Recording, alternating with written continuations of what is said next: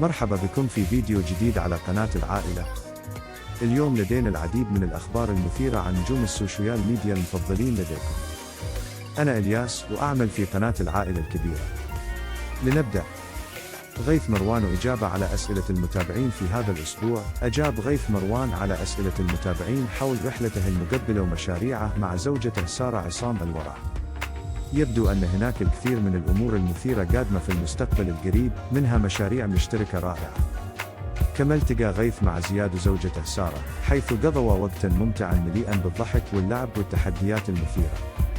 نارين بيوتي وأوقاتها الممتعة. وفي موضوع آخر، نشرت نارين بيوتي فيديو جديد تظهر فيه وهي تقضي أوقات ممتعة مع أخيها جلال وأختها سيفا. استمتعوا معا بألعاب الزحليقة والعديد من الألعاب البحرية الممتعة.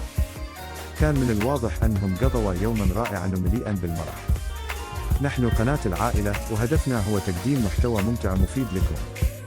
إذا أعجبكم الفيديو لا تنسوا الاشتراك في القناة وتفعيل الجرس ليوصلكم كل جديد. دعمكم يساعدنا على الاستمرار في تقديم أفضل الفيديوهات.